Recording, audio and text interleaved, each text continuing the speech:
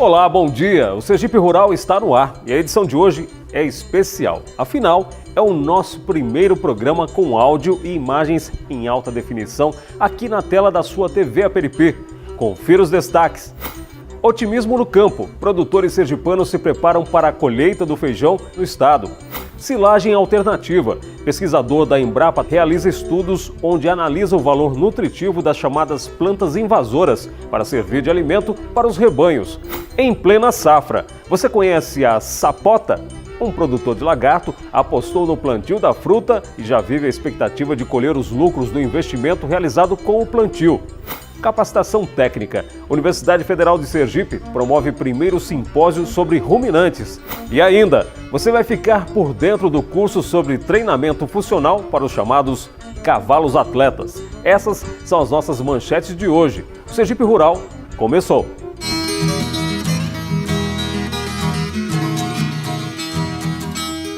Os produtores sergipanos se preparam para colher uma das maiores safras dos últimos anos de feijão no estado. Os repórteres Patrícia Dantas e Jorge Henrique viajaram até o município de Simão Dias, na região centro-sul do estado, para ver de perto o otimismo do homem do campo. Confira. É rotina do casal Dona Finha e seu Josa estarem na lida no campo. É assim há mais de 45 anos, tempo em que estão casados. Aqui na área não há grandes produções de feijão. O plantio é de subsistência e cresce junto com a erva doce, uma tradicional cultura no município de Simão Dias. Na lida do roçado, eles acompanham de perto o crescimento do grão e pela quantidade de vagens dependuradas, a produtividade deve crescer. O grão é usado para consumo da família e só o saldo da produção é comercializado. A gente passa aqui com uns 3 sacos, né, ou 4, né? Nós aqui em casa. E o resto a gente vende a metade. Se tiver pressão, vende. Se não tiver pressão, não vende, não. Eu mesmo é quem bato, é quem faz tudo. O plantio dessa área de 2 tarefas, menos de 1 hectare, não foi feito nas primeiras chuvas. Foi esperado o momento ideal para que o excesso de água não prejudicasse a qualidade dos grãos, revela a Dona Finha. Feijão não é coisa assim da gente plantar cedo. A gente tem que plantar pelo menos na época dessa, assim, no mês de São João, que dá muito melhor plantar no feijão no mês de São João, porque vai colher já com sol, em setembro. Mas plantando agora, é muito complicado plantar feijão cedo, para colher agora, como estão colhendo. Tem muita gente já batendo, que já não vê quem bate, que não tem a máquina, bate feijão. Hoje mesmo, se for estiar, ainda vai bater. Como nessa propriedade, outras milhares em todo o estado estão produzindo feijão e a expectativa é de crescimento na produção. Para o secretário de Estado da Agricultura, Esmeraldo Leal, a boa perspectiva para a safra sergipana é fruto também do Programa Estadual de Distribuição de Sementes e Mecanização Agrícola desenvolvida pelo governo do estado. Nosso programa de semente e de mecanização sempre foi muito importante para o estado de Sergipe, principalmente para a agricultura familiar.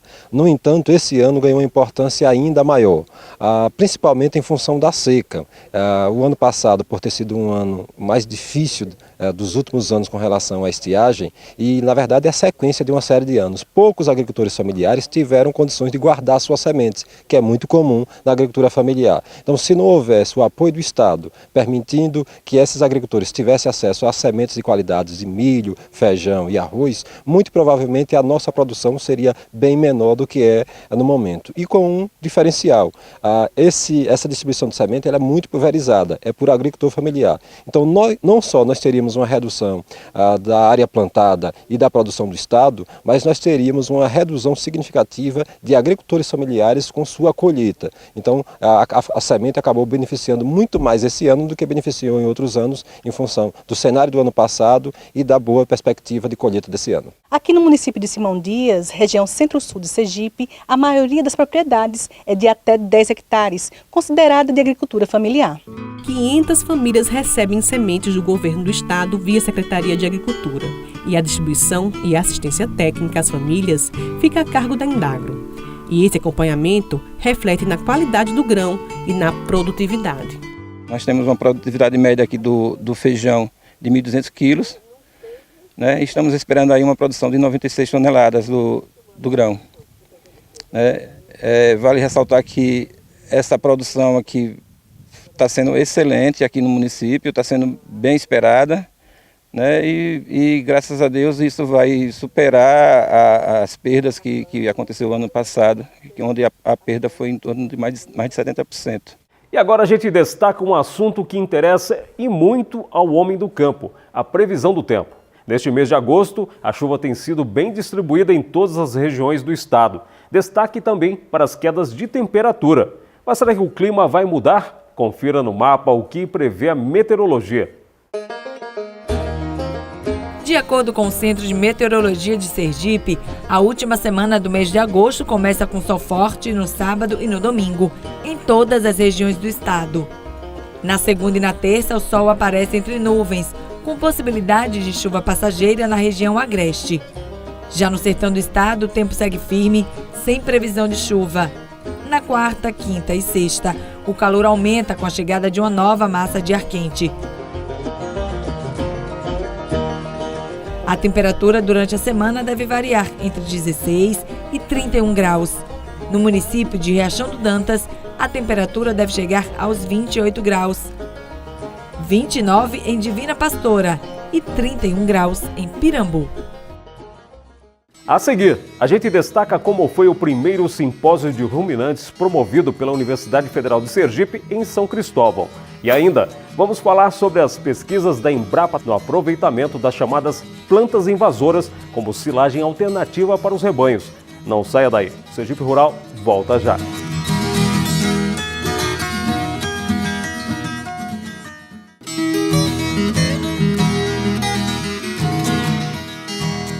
E já estamos de volta e agora a gente vai até o município de Graco Cardoso, no Médio Sertão Sergipano, para mostrar os estudos da Embrapa com as chamadas plantas invasoras.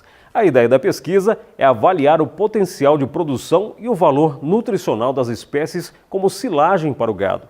E eu já adianto, os resultados são positivos. Confira na reportagem de Lícia Moura e Wesley Cruz. Tudo verde, olhando até parece um pasto. Mas não se engane, o que estamos vendo é uma planta invasora, uma espécie de erva daninha conhecida como erva besteira. Ela inibe o processo da fotossíntese no pasto, deixando-o amarelado e, consequentemente, o capim que fica abafado por ela morre. Essa é uma planta que, além dela ter um crescimento muito rápido, e por ela ter um crescimento muito rápido, ela impede a entrada de luz para as outras plantas. Isso impede com que as plantas cresçam e se perpetuem. Além desse fator de crescimento rápido e impedimento da luz, essas plantas têm alguns fatores alelopáticos. Esses fatores impedem que outras plantas, elas liberam substâncias que impedem que outras plantas se aproximem dela, né, impedindo que o pasto, por exemplo, ele se perpetue no local. Outro tipo de planta invasora bastante comum é a mata-pasto. Mata-pasto, também conhecida como mata-pasto liso, e é muito comum, não só no Nordeste, mas em todo o Brasil. Essa é uma planta invasora extremamente resistente e que ocupa os pastos do Brasil inteiro, né? E o impacto dela é justamente no pasto, por isso que denota esse nome, né? Que o nome dela vem justamente disso aí, mata-pasto, uma vez que ela realmente mata os pastos mesmo.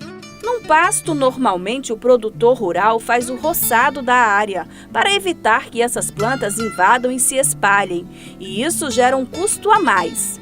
Mas e se o problema for também a solução? Essa possibilidade é real. Aqui no campo experimental da Embrapa, as ervas daninhas estão sendo estudadas para avaliar o poder de produção e o valor nutricional enquanto forma de alimento para o gado. O mata-pasto ele já vinha sendo estudado por outras instituições além da Embrapa. No entanto, a erva besteira não tem nenhum estudo com essa planta ainda no Brasil nem no mundo. A gente começou esses estudos e nesses estudos em relação à produtividade por área, a gente já detectou que a erva besteira ela produz em torno de 57 toneladas por hectare de matéria verde. É uma produção bastante expressiva. Já o mata-pasto ele produz um pouco menos, ele produz em torno de 47 toneladas de matéria verde por hectare.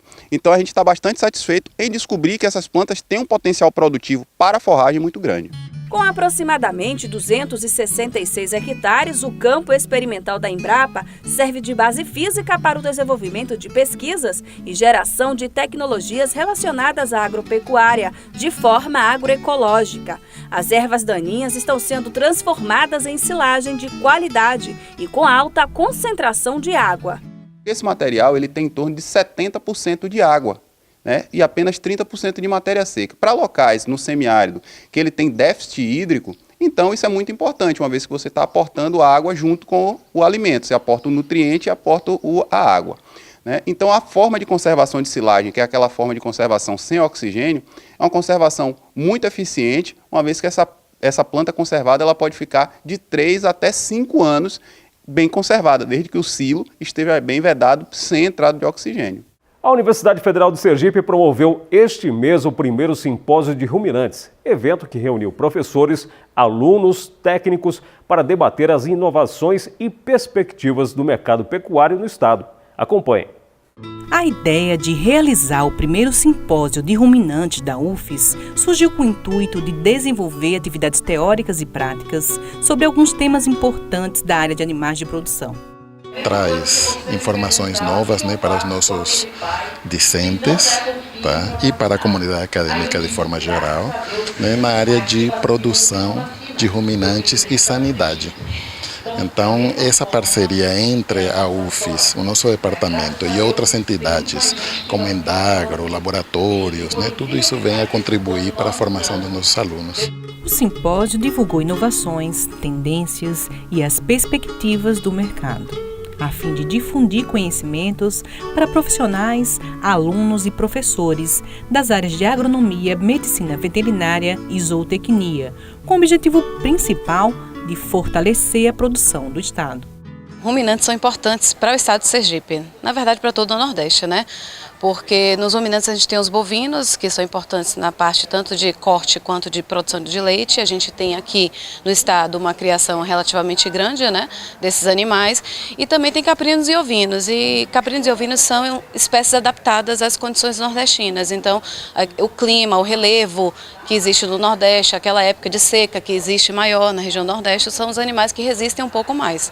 O que não significa dizer que eles não precisem de um manejo alimentar, né, em virtude disso. E aí dos objetivos desse nosso evento é orientar as pessoas em como fazer esse manejo alimentar, seja suplementando a nível de mineral, ou seja, fazendo um manejo com silagem, fenagem, né, que é um dos minicursos, inclusive, que a gente está possibilitando que seja realizado aqui.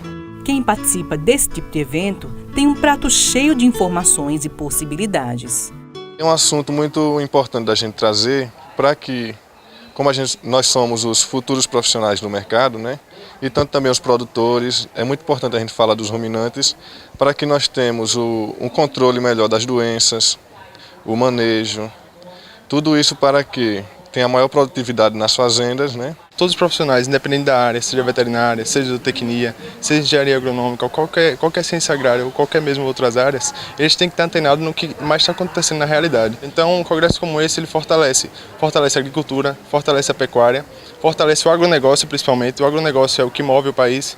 Você percebe que tudo pode estar caindo, mas o agronegócio é que mantém o país de pé, mantém ele meio que estabilizado. Então um evento como esse também é importante, trabalhando temas como produção, reprodução, temas como clínica, temas como economia, que como gerir uma fazenda é um tema importante que pouca gente sabe. Então é um dos temas que nós estamos trazendo agora no primeiro simpósio de ruminantes. Entre os assuntos abordados durante o simpósio esteve o Programa de Sanidade do Estado. O tema foi debatido pela diretora da Defesa Animal da Empresa de Desenvolvimento Agrário, Salete Desenho. Para ela, estar num ambiente como esse é de troca de experiência e ampliação da atuação da defesa. É daqui que nasce, né? Que nascem as grandes pesquisas, é daqui que nasce o interesse, principalmente o interesse pela defesa, né? A faculdade, muitas vezes, ela é voltada mais para a clínica de pequenos animais e não para animais de reprodução. Ou animais de produção, em termos de reprodução, de nutrição, e a defesa, muitas vezes, ela fica meia de lado. Então, trazer para um simpósio de ruminantes a defesa é de fundamental importância para o serviço oficial do Estado e para a questão sanitária dos animais no Estado. O professor Edísio trouxe para a discussão um tema de nome complicado, mas que reflete de forma importante para os ruminantes: a clostridiose. Clostridioses, por exemplo, em bovinos, em caprinos e também em ovelhas, normalmente acontecem com surtos a partir de alimentos contendo essa toxina. Então os animais ingerem essas toxinas e desenvolvem os sintomas clínicos. E normalmente acometem muitos animais e o índice de mortalidade também é muito alto. É muito raro você ter animais que adoecem e não morrem. Então é uma doença muito importante, é um grupo de doenças muito importante e que devem ser controladas a partir da vacinação dos animais. Então existe vacinação no mercado, as pessoas compram, os criadores compram, vacinam os animais jovens, 3 a 4 meses de idade, repetem essas doses um mês depois e depois a cada 6 meses no primeiro ano e depois uma vez por ano. Então os animais ficam prevenidos a partir da vacinação. A perspectiva da fazenda como negócio foi outro tema abordado durante o evento. E esse pode ser um caminho para a melhoria da produção, acredita Anselmo. A gente percebe que ainda tem que avançar muito, né? O produtor ele enxerga muito a propriedade dentro do curral, dentro da porteira, né? O animal em si, e esquece de entender o sistema dele como um todo, né? As outras funções que são importantes, funções de recursos humanos, funções financeiras, administrativas, e acaba tendo perdas que ele não consegue perceber, né? As ineficiências começam a aparecer e ele não consegue entender, identificar, por falta dessa gestão, né? No nível de sistema. Então acaba a gente tendo que levar esse tema em pauta para tentar despertar isso, né? Apesar de que a gente tem visto essa realidade, as mudanças, os jovens vão assumindo, já vão vindo com esse perfil empreendedor, esse perfil mais arrojado, né? Então a gente tem tentado estimular isso, né? Junto a esses produtores, a esses fazendeiros que estão aqui no estado. A seguir, a gente destaca o sucesso do produtor rural de Lagarto, que investiu no plantio da sapota. Sabe que fruta é essa? Os detalhes daqui a pouco. E ainda, vamos mostrar os detalhes do curso realizado na capital para profissionais e alunos que manejam com os chamados cavalos atletas. O Sergipe Rural volta já.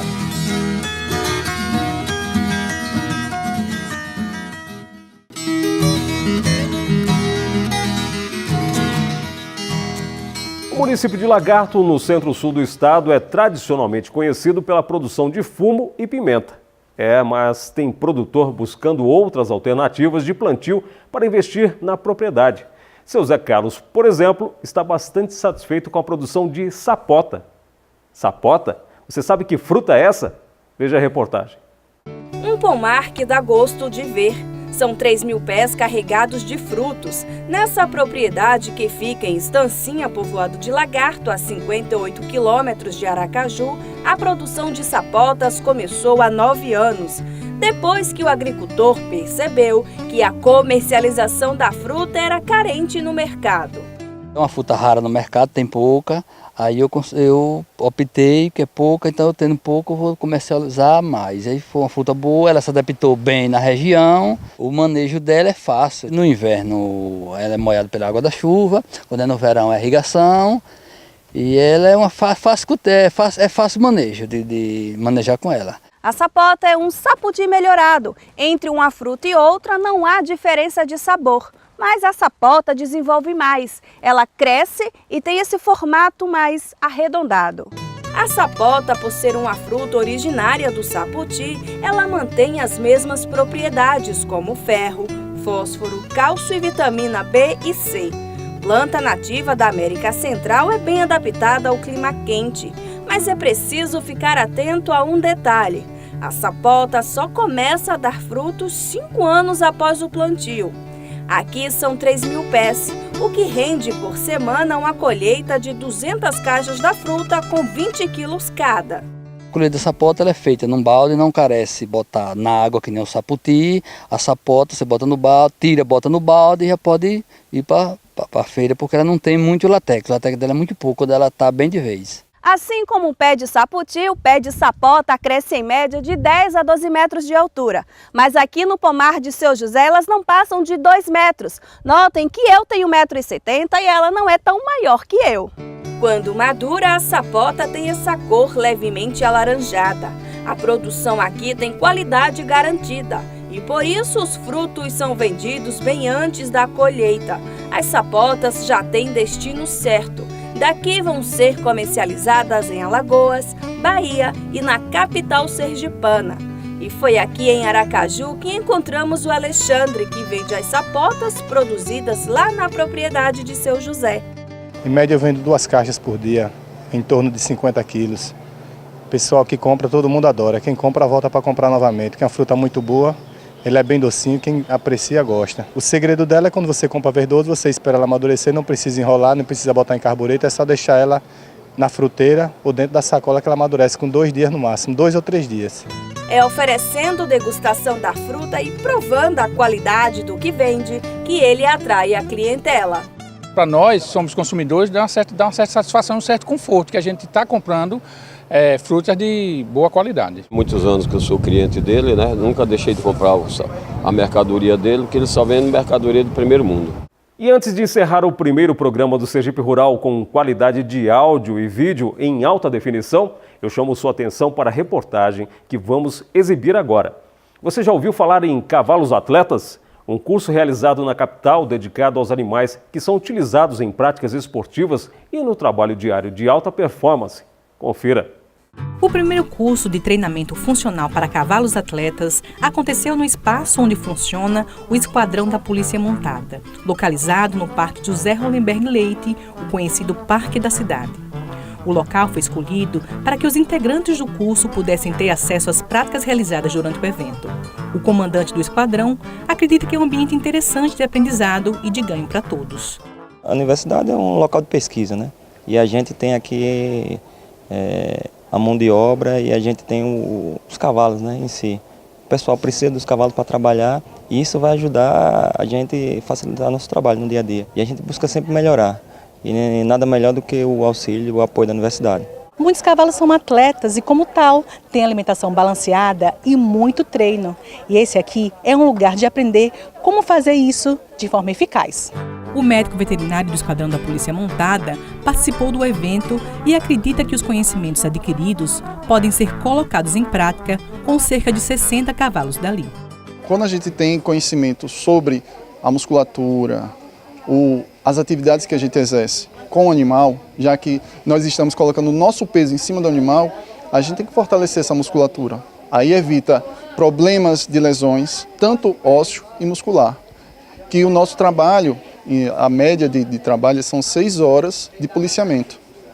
Então, 6 horas de policiamento não são 6 horas corridas, mas a gente respeita os períodos. Mas se nós trabalharmos de forma errada, vai prejudicar. Então a gente tendo essa consciência de como vamos exercer essa força sobre o animal, evitamos muitos problemas e fortalece o animal. A palestrante do curso acredita que é possível submeter o cavalo a exercícios direcionados para ganho em equilíbrio e força muscular.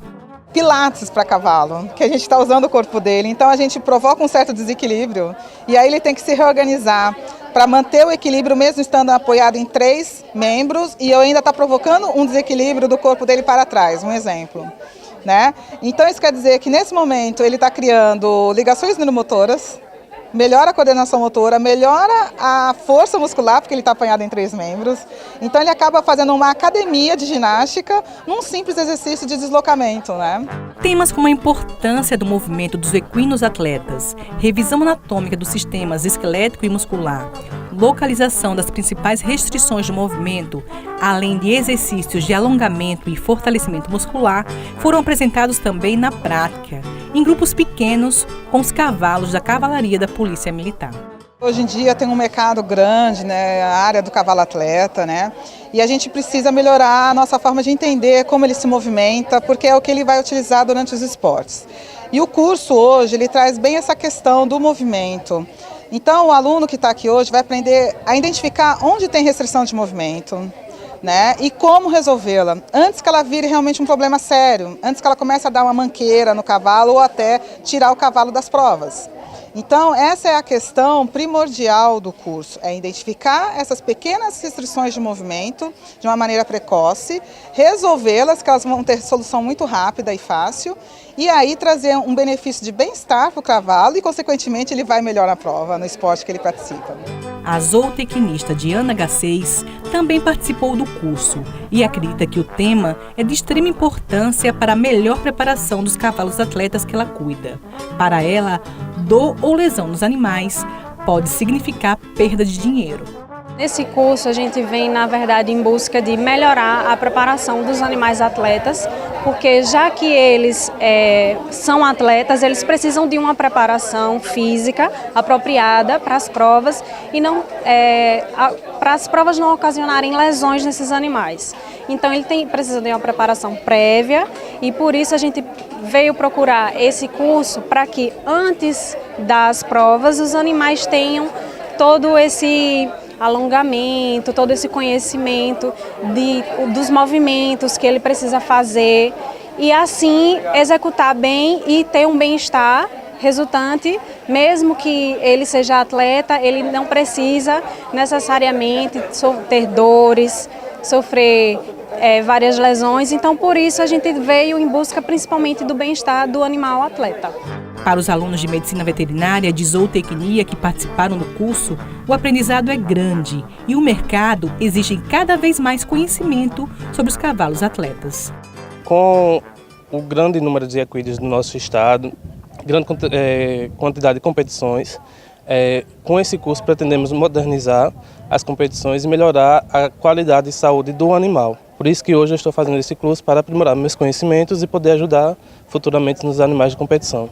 E o Sergipe Rural de hoje termina aqui, mas você pode ajudar na produção do próximo programa. É só enviar e-mail para sergiperural@aprp.se.gov.br ou através do WhatsApp do programa. Anote aí o número 99894-6691. Obrigado por sua companhia e até o nosso próximo encontro. Tchau!